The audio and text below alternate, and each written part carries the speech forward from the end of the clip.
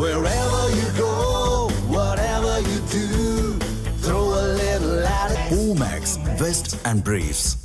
சென்னை பனையூரில் நடைபெற்று வரும் தாவேக 3ஆம் ஆண்டு தொடக்க விழாவில் விஜய் உரையாற்றி வருகிறார். இந்த காட்சிகளை தற்போது பார்க்கலாம். திராவிட முன்னேற்ற கழகம்னு சொன்னார். அதே மாதிரி 2017க்கு அப்புறம் 2021க்கு அப்புறம் தமிழ்நாட்டுடைய நிலைமையை பற்றி யோசித்து பார்த்த நம்ம தமிழக மக்கள் காமராஜர் அவர்கள் இருந்த இடத்தில், அண்ணா அவர்கள் இருந்த இடத்தில், எம்ஜிஆர் அவர்கள் இருந்த இடத்தில் இப்படிப்பட்டவர்களும் அமர்கின்ற ஒரு நிலைமை ஏற்பட்டுருச்சு.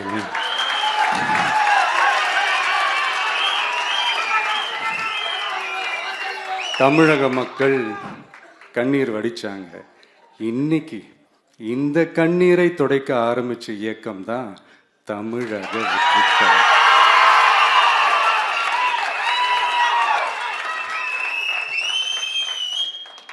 இப்படியெல்லாம் நம்ம பேசுறதுனால கண்டிப்பா சில பேர் கொந்தளிப்பாங்க. அது பதில நம்ம கவலைப்படக்கூடாது. ஏன்னா கொந்தளிக்கிறது தான் அவங்களுக்கு வேலையே. புரிஞ்சுங்களா அவங்களுக்கு? ஏன்னா எம்ஜிஆர் அவர்கள் கட்சி ஆரம்பித்தப்போ, ஏன் அவர் ஜெயிச்சதுக்கு அப்புறம் கூட சட்டசபையில் கூட ஏதோ ஒரு நடிகர் கட்சி வந்திருக்குதான், ஏதோ ஒரு புதிய கட்சி வந்திருக்குது, புரட்சி தலைவர்னு ஒருத்தர் வந்து, இப்படியெல்லாம் கேலியும் கிண்டலுமா. அதனால் யார் அரசியலுக்கு வந்தாலும் இப்படி கொந்தளிக்கிறது தான் அவங்களுடைய வேலையே. அப்படி தான் நாம் அரசியலுக்கு வந்ததுக்கப்புறம் கூட இந்த விஜய்க்கு என்ன அனுபவம் இருக்குது, எம்ஜிஆர் அவர்களுக்கு எவ்வளோ அனுபவம் இருக்குது தெரியுமா?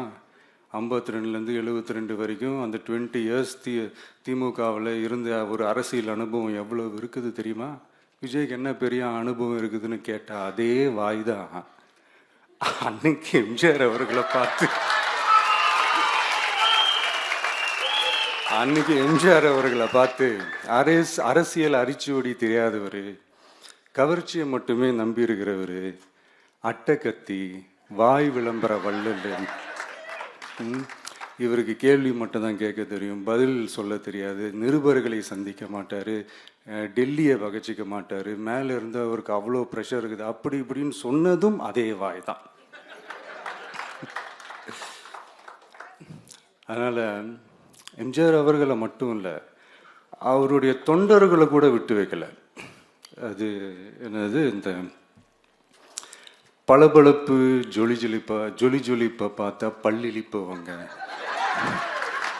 இப்படியெல்லாம் கிண்டலும் கேலியுமா, இதையெல்லாம் மக்கள் ஒரு மாதிரி சைலண்ட்டாக வாட்ச் பண்ணிக்கிட்டு என்ன பண்ணாங்கன்றது உங்களுக்கே நல்லா தெரியும்.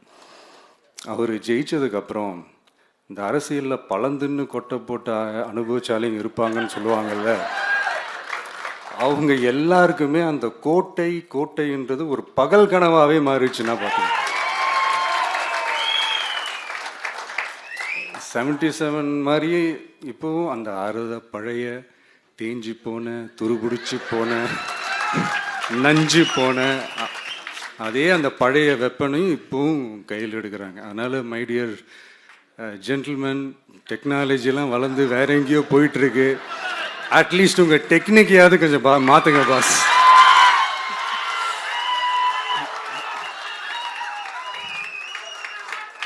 காமராஜர் அவர்களையும் விட்டு வைக்கல. அவருக்கு இலக்கியம்னா என்ன தெரியும், அவர் மாபெரும் புலவர், அந்த புலவர் இந்த புலவர்னு அவரை பற்றியும் கிண்டலும் கேலியுமா. அதான் முன்னாடியே சொன்ன மாதிரி யார் எதிர்த்து நின்னாலும் அவங்கள கொந்தளிக்கிறது தான் அவங்களுடைய வேலையே.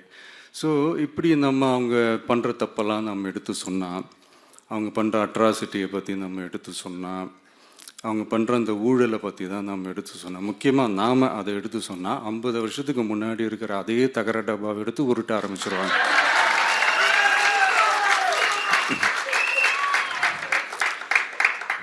பவளவிழா பாப்பாவுக்கு வேற என்ன தெரியும்?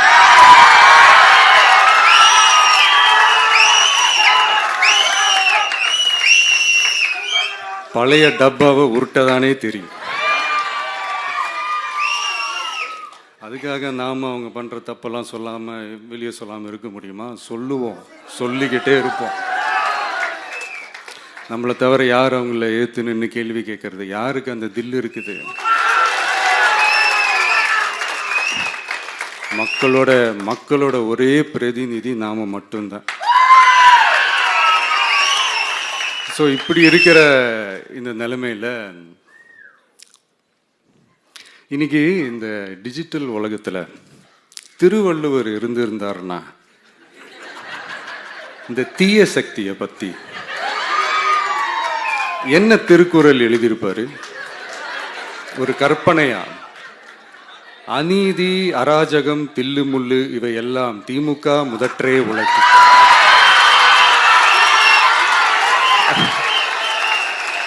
ஒரு கற்பனையா?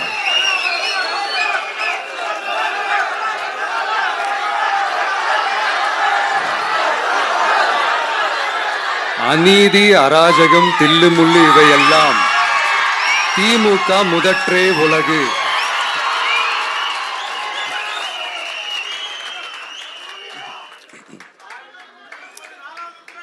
அடுத்து இந்த என்னப்பா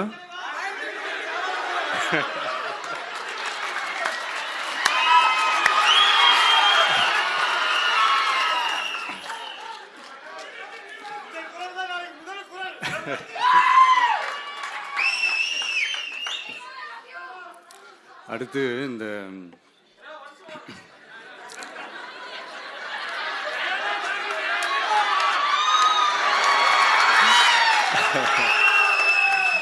சொல்லிட்டேன், 2 வாட்டி சொல்லிட்டேன். அநீதி அராஜகம் தில்லுமுள்ளு இவை எல்லாம் திமுக முதற்றே உலகு.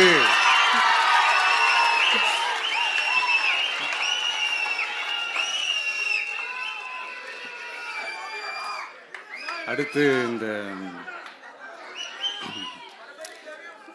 இந்த மும்முனை போட்டி 4 முனை போட்டி அப்படிலாம் சொல்கிறாங்களே, சரி அவங்கள பொறுத்த வரைக்கும் அப்படியே இருக்கட்டும். அதில் மாபெரும் மக்கள் சக்தியாக நம்ம அணி ஒரு பக்கம், அடுத்து திமுக தலைமையில் மற்ற கூட்டணி கட்சிகள் ஒரு பக்கம், அடுத்து பாஜக தலைமையில் மற்றும் பலர்.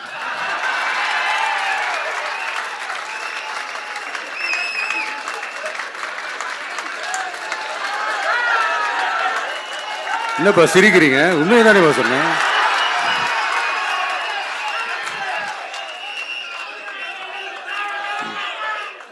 ஸோ இப்படி எத்தனை சக்திகள் எத்தனை பேர் வந்தாலும் திமுகவை வீழ்த்துறதுக்கு மாபெரும் மக்கள் சக்தியான நம்மளால் மட்டும்தான் முடியும், நம்ம டிவிகேவால் மட்டும்தான் முடியும். ஸோ இப்படி இருக்கிற இந்த நிலைமையில் ஏய் விஜய் வீட்டு விட்டு வெளியே வா, ஏய் விஜய் வீட்டு விட்டு வெளியே வா, இப்படியெல்லாம் கேட்கும் போது எனக்கு எப்படி அது தோணுதுன்னா, ஐயோ இவங்க ஒவ்வொரு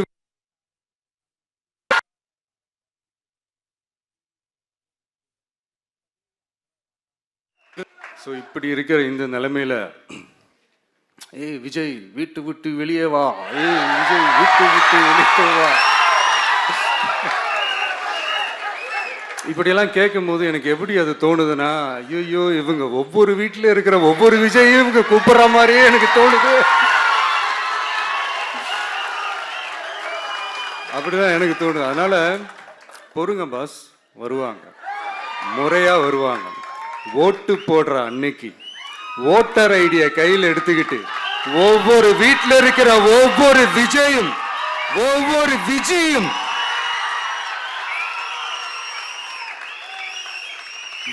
பூத்தா காலையிலே வந்து நிப்பாங்க பாருங்க,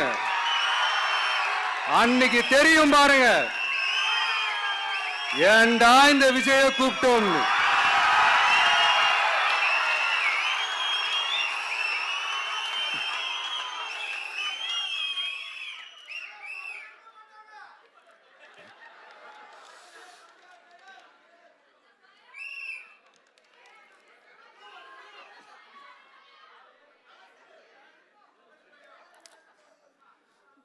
ஸோ இப்படி பேசினா உடனே இவரு நான் சினிமாவா இது அப்படின்ட்டு ஆரம்பிச்சிருவாங்க.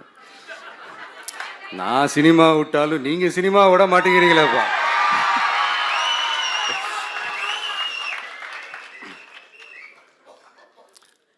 அப்புறம் இன்னொரு ரீசெண்டாக அந்த ஒரு விஷயம் போயிட்டுருக்குல்ல, இந்த கருத்து கணிப்பு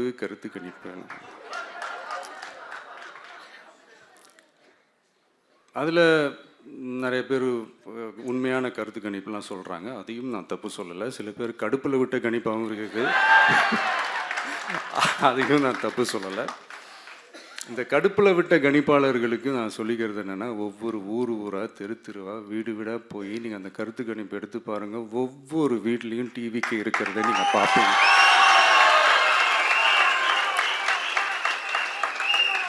அப்படி சப்போஸ் உங்களுக்கு அது ஷாக்கிங்காக இருந்துச்சுன்னா ரப்பர் வச்சு எல்லாத்தையும் அழிச்சிட்டு மறுபடியும் முதல்லேருந்து எடுத்து பாருங்கள், அதே ரிசல்ட் தான் வரும்.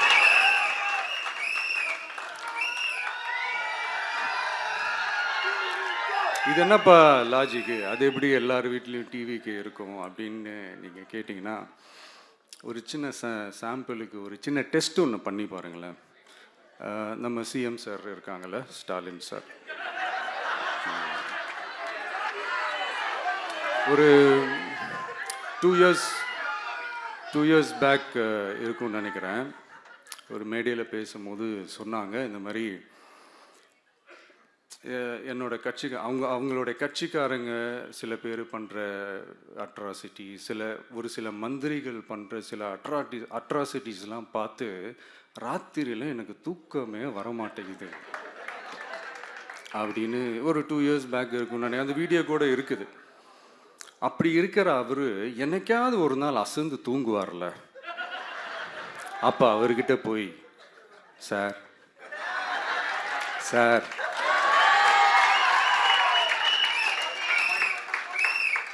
எந்த சின்னத்துக்கு சார் ஓட்டு போடுவீங்க அப்படின்னு கேட்டு பாருங்க. விசில் சின்னத்துக்கு தான்.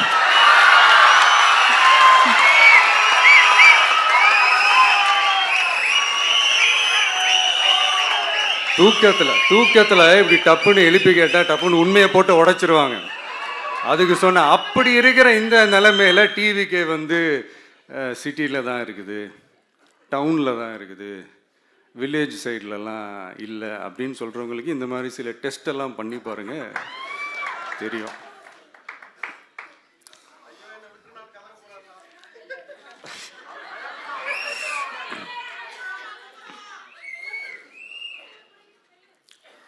விசில் சின்னம் போகாத ஊரே இல்லை. விசில் சின்னம் எங்கெல்லாம் இருக்குதோ அங்கெல்லாம் டிவிக்கே இருக்குதுன்னு அர்த்தம். என்னுடைய அம்மா, அக்கா, தங்கைகள், அண்ணன், தம்பிகள் டிவிக்கேக்கு ஓட்டு போடுறத யாராலையும் தடுக்க முடியாது.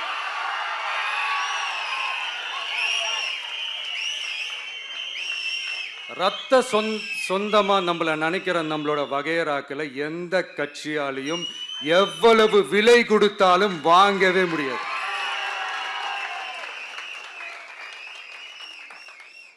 நான் ஓவர் கான்ஃபிடன்ஸ்ல பேசுறேன் அப்படின்லாம் நினைக்காதீங்க. இதுதான் கள நிலவரம், கள யதார்த்தமும் இதுதான். தீய சக்தியை வீழ்த்துறதுக்கு தூய சக்தியான நம்மளால மட்டும்தான் முடியும். இந்த 2026 சட்டமன்ற தேர்தலில் டிவிக்கே தான் மக்களோட ஒரே ஆப்ஷன். Otherwise no diversion.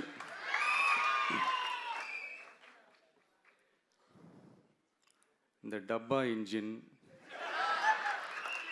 ஓட்டை இன்ஜின், எவ்வளோ இன்ஜின் வந்தாலும் டாப் இன்ஜின் நம்ம டிவிக்கே தான்ன்றது மக்கள் ஆல்ரெடி முடிவு பண்ணிட்டாங்க. அதனால நம்மளுடைய தோழர்கள் அதை மனசுல நல்லா ஏத்திக்கிட்டு இன்னும் ஷார்ப்பா ஒர்க் பண்ணுங்க.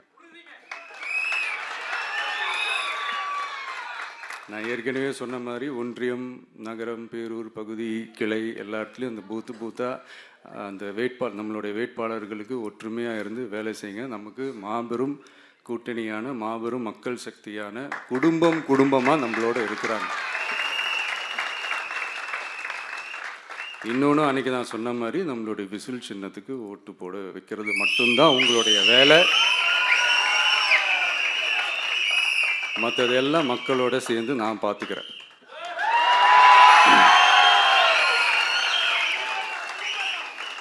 தமிழ்நாட்டோட அரசியலில் தி விசில் ப்ளோயர் இஸ் டிவிகே.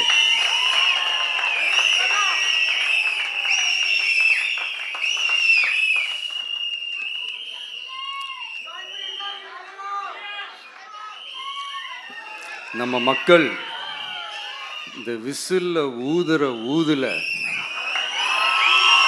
இந்த தீய சக்தியும் இந்த ஊழல் சக்தியும் தெரிச்சு ஓடணும். எப்படி தெரிச்சு ஓடணும்? அன்னைக்கு சென்ட் ஜார்ஜ் கோட்டையில டிவிக்கு ஆளும் கட்சியா எழும்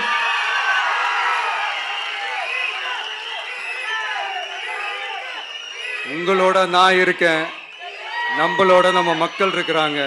இதுக்கு மேல என்ன வேணும்? கான்பிடண்டா இருங்க, நல்லதே நடக்கும், வெற்றி நிச்சயம்.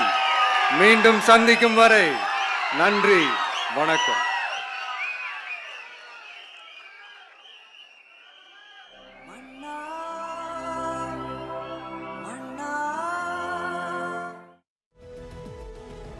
நடைபெற்று வரும் தாவேக 3ஆம் ஆண்டு தொடக்க விழாவில் விஜய் உரையாற்றினார். அந்த நேரலை காட்சிகளை நாம் பார்த்தோம்.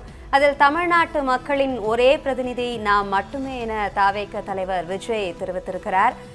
அநீதி, அராஜகம், தில்லுமுள்ளு இவையெல்லாம் திமுக முதற்றே உலகு என வள்ளுவர் இந்த காலத்தில் இருந்திருந்தால் குரல் எழுதியிருப்பார் எனவும் அவர் தெரிவித்திருக்கிறார். மேலும் பல்வேறு கருத்துக்களை அவர் தெரிவித்திருக்கிறார். அதை பின்வரும் செய்தியில் விரிவாக பார்க்கலாம்.